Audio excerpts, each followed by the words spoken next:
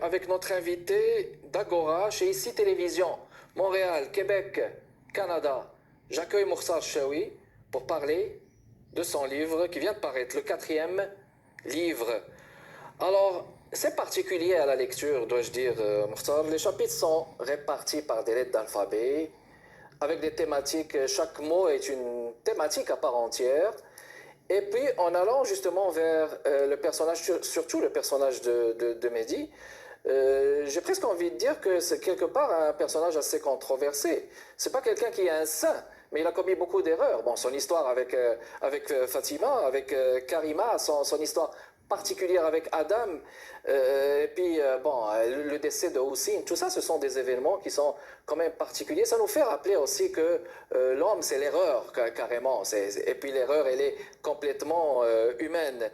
Alors, mais justement, confier une telle tâche avec une personne qui a cette envergure, là, quelque part, de commettre de si grandes erreurs, est-ce que c'est le bon choix, quelque part, justement, à ce niveau? Oui, en fait, ce qui m'a intéressé dans le personnage de Mehdi, déjà dans L'amour et paradis, avant même de lui consacrer tout un livre, ce qui m'a intéressé, c'est son côté paradoxal, son côté ambigu, son côté controversé. Parce que j'ai tout simplement voulu montrer à travers ce personnage, je dirais, le dilemme que vit l'être humain.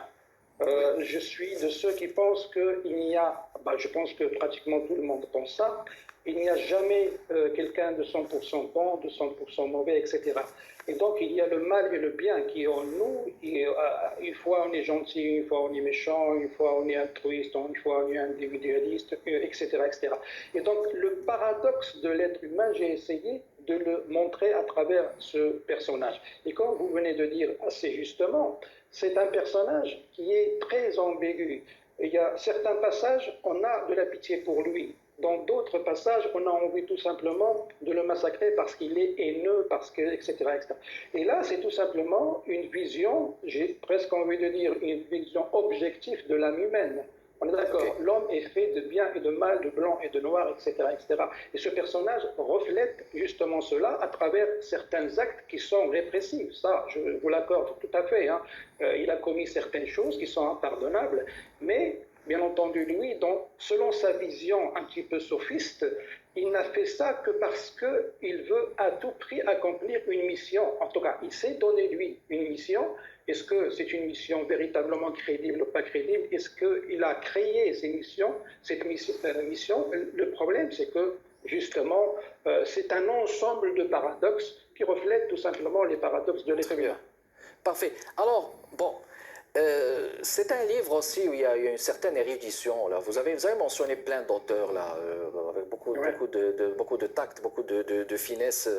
Je citerai entre autres Omar Khayyam, Rumi, Moutanabbi, Cheikh Nefzaoui. Il y a surtout cette sagesse proférée par Mehdi qui attire l'attention.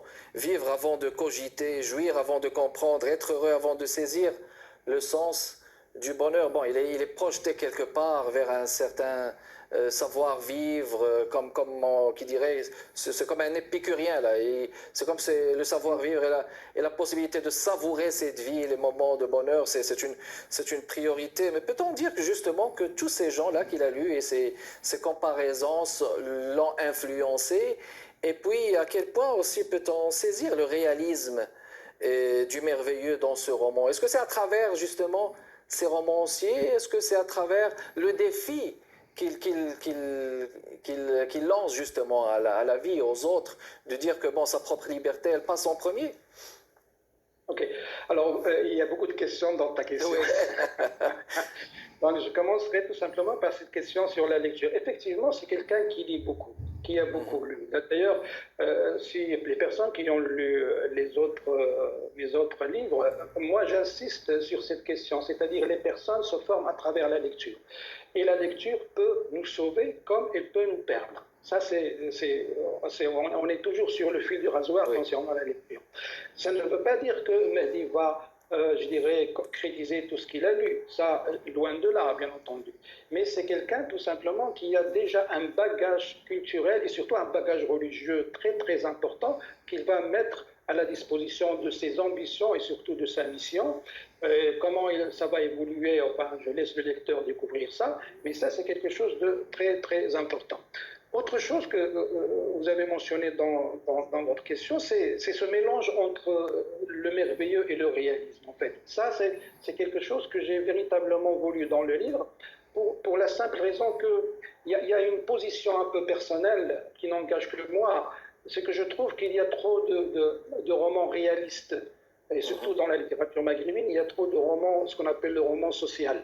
On est d'accord, il n'y a pas suffisamment de fantaisie dans le roman, il n'y a pas suffisamment de merveilleux. Ça, c'est le premier point. Deuxième point, pourquoi j'ai intégré ce qu'on appelle dans le jargon universitaire l'onérisme, ça veut dire l'intervention du rêve dans le roman, parce que dans le roman, on rêve beaucoup. On rêve beaucoup. Ça, c'est pour expliquer un petit peu sa direction Sophie, parce que, bien entendu, chez les Sophies, les rêves ne sont pas considérés comme des songes, ils sont considérés comme des visions. Et Mehdi, lorsqu'il va voir, par exemple, il va voir le rêve avec les trois sages, il va les considérer ça pas comme un songe, mais comme une vision, c'est-à-dire c'est à partir de là qu'il va décider que ce qu'il a vu dans le rêve, elle est tout simplement une invitation à concrétiser ces messages oniriques dans la réalité.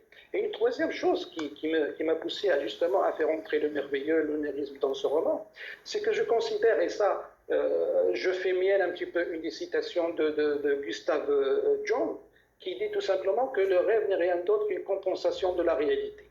On est d'accord. Et entre nous, la littérature, c'est pareil. Est-ce que ce n'est pas une compensation de la réalité? Les écrivains, qu'est-ce qu'ils font? Ils essaient tout simplement de compenser un manque. Moi, je considère, et peut-être que j'exagère, que toute écriture n'est rien d'autre qu'une compensation d'un manque ou bien qu'on a vécu, ou bien dont on a été témoin. Et donc, Mehdi, en tant que Sophie, va considérer les rêves comme tout simplement des visions, ces visions qu'il va essayer de concrétiser dans la réalité. Est-ce qu'il va y arriver? C'est pas aussi simple que ça. C'est ça la question justement clé. Alors on va faire encore une pause, mesdames et messieurs, et on revient dans les prochaines minutes avec notre invité pour converser, pour continuer la conversation avec notre invité, M. Mokhtar Chaoui, qui nous parle de Tanger, du Maroc,